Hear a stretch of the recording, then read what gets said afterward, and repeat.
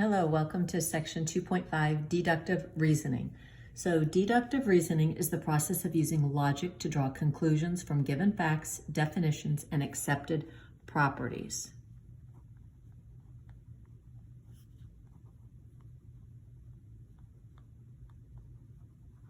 So if we look here, deductive reasoning works from the more general to the more specific. So we take facts and come to a logical argument.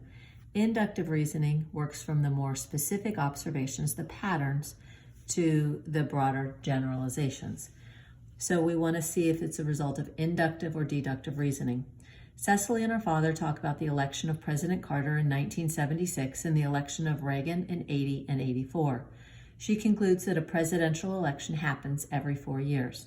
So she determined there was a pattern, 76, 80, and 84 is every 4 years. She found a pattern and she made a conjecture that the election happens every 4 years. So this is inductive reasoning. If John is late making his car payment, he will be assessed a late fee of $50 by his insurance. John's payment is late this month, so he concludes he will be assessed a late fee. Well, he went by a fact, and so therefore this is deductive reasoning.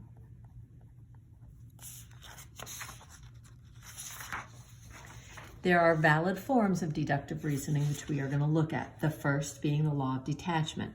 In the law of detachment, if we have if P then Q, so if P then Q is a true statement,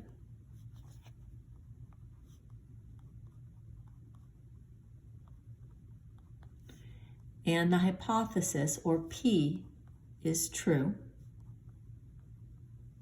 then Q is true.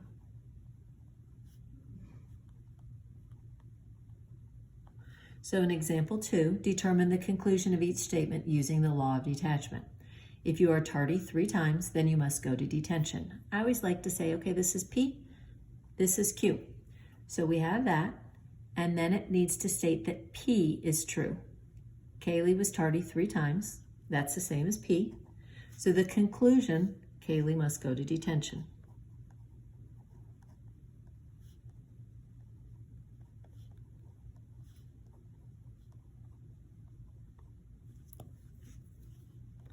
Spell that right. Given 2 segments are congruent, then they have the same length. So we have P, then Q.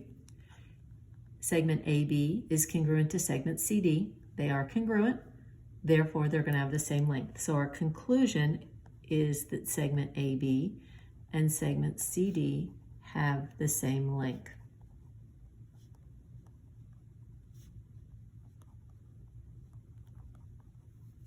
The law of syllogism is another way we can prove deductive reasoning.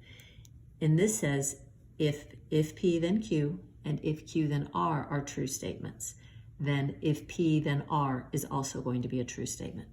So if P then Q and if Q then R are true statements,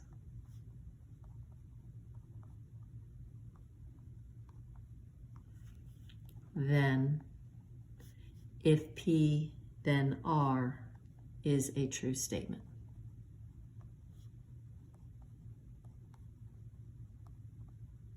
So what this means is if the conclusion of our first statement is the hypothesis of our next statement, then we can combine them and say that if this hypothesis is true, then this conclusion is true.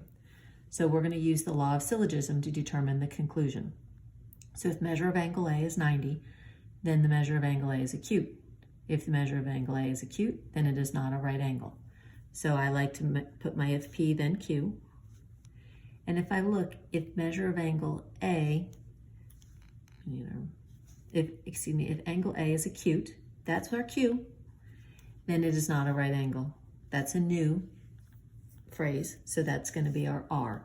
So our conclusion would then state if P then R. So if the measure of angle A is less than 90 degrees, then it is not a right angle.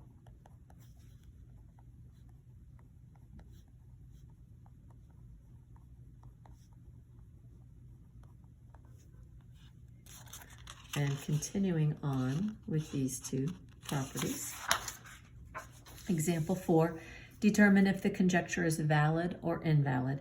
If it's valid, which law does it use? If it's invalid, give a short explanation or a counterexample. So if an animal is a mammal, then it has hair. If an animal is a dog, then it is a mammal. I'm going to use A's, B's, and C's on this one, and I'll tell you why at the end, because I've already looked at it. So if the animal is a mammal, I'm going to call that A. Then it has hair, B. If the animal is a dog, we haven't had that anywhere. I'm going to call that C. Then it is a mammal. We did have that here, A. So if I had switched these around, if I had said, if the animal is a dog, then it is a mammal. If the animal is a mammal, then it has hair. Do you see now that this conclusion became this hypothesis? So therefore, if we look at it that way, if the animal is a dog, then it is a mammal. If the animal is a mammal, then it is hair. So if the animal is a dog, then it has hair, would be true by the law of syllogism.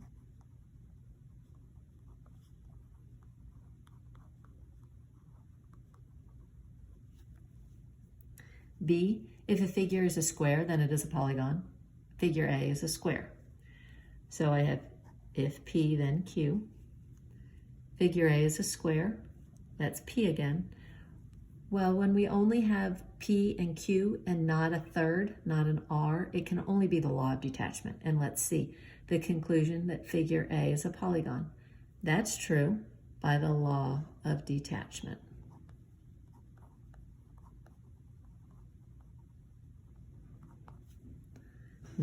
Part C, if a number is divisible by 4, then it is divisible by 2. So we have if P, then Q.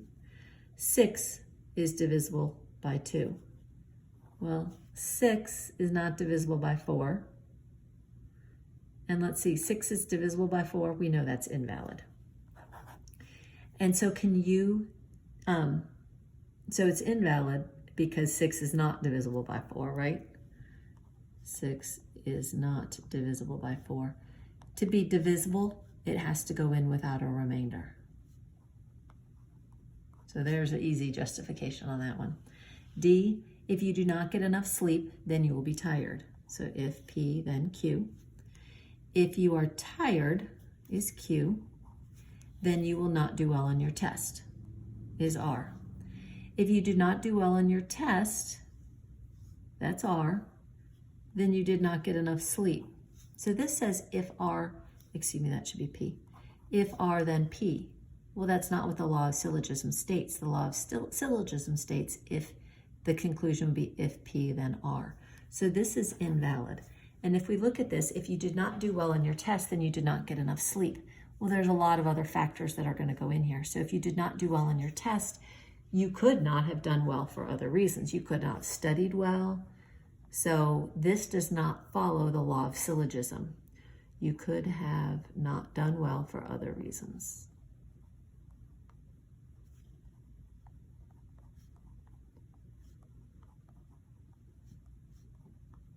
Because it didn't follow that pattern. And that is it for today. Thank you.